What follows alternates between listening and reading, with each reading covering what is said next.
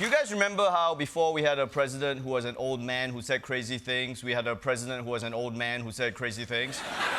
Well, Joe Biden's not the president anymore, but he is still very old.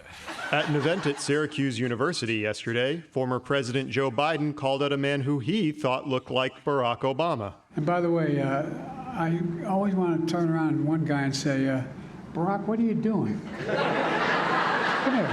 Come here. Come here. Come here. Come here.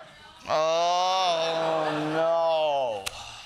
How bad is this gonna be? I hope he's not just pointing to some black guy, but I also hope it's at least a black guy. You know what I mean? Oh my God, please let him look like Obama. Please let him look like Obama. I feel like he should be standing to the right and I should be standing to the left. Oh, thank God. Close enough. I mean, I'm not saying he looks a lot like Obama, but it's in the ballpark. I thought for sure it was gonna be like Lil Wayne or something. In fact, I don't know how to explain this, but somehow that guy looks more like Obama than Joe Biden looks like Joe Biden. But still, what a high-risk, low-reward move that was. I mean, at best, the audience is like, oh, yeah, I guess I can see it. And at worst is they send you off to a nursing home for racists. Speaking of a nursing home for racists, let's check in with the White House to see how our current president is doing. Good thing America's preeminent TV doctor, Dr. Oz, is keeping an eye on Trump's health. Your dad argues that diet soda is good for him because it kills grass. It's poured on grass, so therefore it must kill cancer cells inside the body. So he'll try to, please. Diet Coke kills grass, so Diet Coke must be good for me, is a crazy theory. Like, this kills plants, so safe to assume it'll kill cancer cells and not everything else in my body is flawless logic.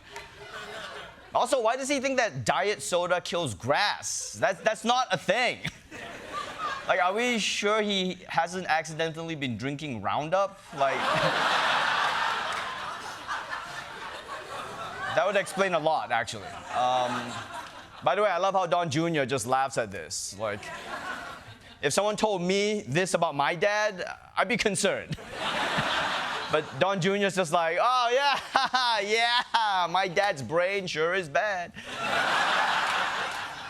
But let's move on, because having a body that's 80% Diet Coke isn't Trump's only problem right now. Recent polls show that young Republicans are starting to turn on Trump, especially over the war with Iran. But Donald Trump is not worried because he's got the one guy who has the riz to Trump Max Gen Z again. I'm talking about Vice President J.D. Vance. Yesterday, he went to a TPUSA event, and just look at the packed crowd that came out to see him. Oh my God, have you ever seen such a handful of people? It's very nice of Turning Point to institute COVID rules 6 years too late.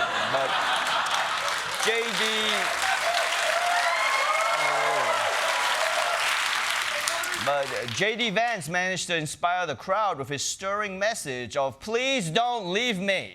I recognize that a lot of young voters don't love the policy that we have in the Middle East. Okay, I understand that. What I'm saying is, don't get disengaged because you disagree with the administration on one topic. Get more involved. Make your voice heard even more. That's how we ultimately take the country back.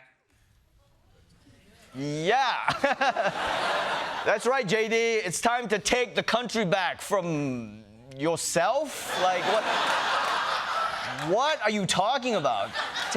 Taking back from what?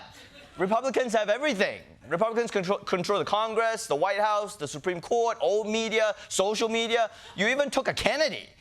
I mean, you can keep him, but you still took him. At this point...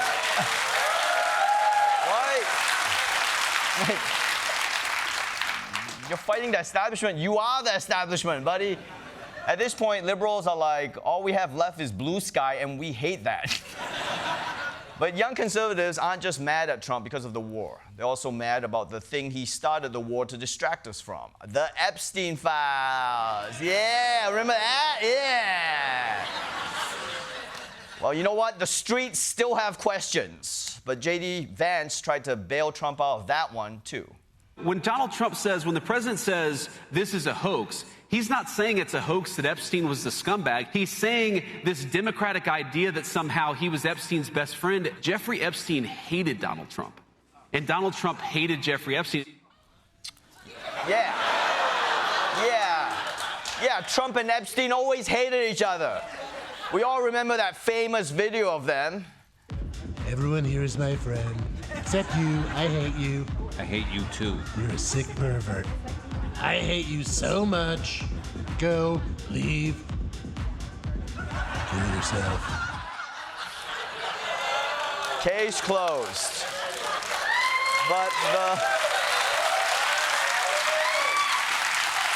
But the big issue J.D. Vance had to address was Donald Trump's week-long beef with the Pope, which is a completely normal sentence in 2026.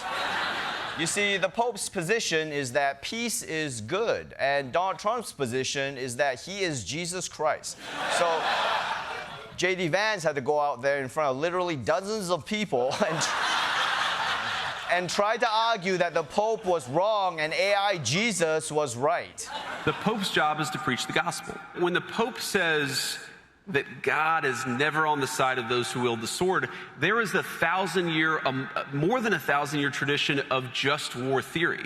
Was God on the side of the Americans who liberated France from the Nazis? I think it's very, very important for the Pope to be careful when he talks about matters of theology. Yeah.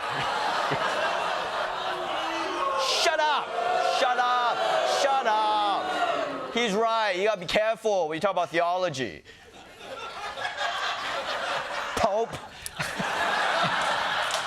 Let me remind you guys that what the Pope basically said was, war is bad. That's not controversial, all right? It's literally the Pope's job to say things like that. That's like if Miss America wished for world peace and J.D. Vance burst on stage and was like, oh yeah? Even with Hitler? Stay in your lane, bitch. This is what I don't get about guys like J.D. Vance, okay? How come you have no problem when the Pope weighs in on abortion policy, but when he weighs in on your foreign policy, you freak out? I mean, wasn't assassinating the Ayatollah just a very, very, very late-term abortion? I mean, the man was in his 258th trimester, right? But fine, the Pope said his thing, J.D. Vance said his thing, and let's just put this thing to bed, okay? No more Jesus stuff. President Trump just posted or reposted on his social media site a new image. The one today is him with Jesus. I think we have this here. Yeah. Yeah, great. That'll calm things down. Nothing will ease religious tensions like posting an image of Jesus giving you a handjob.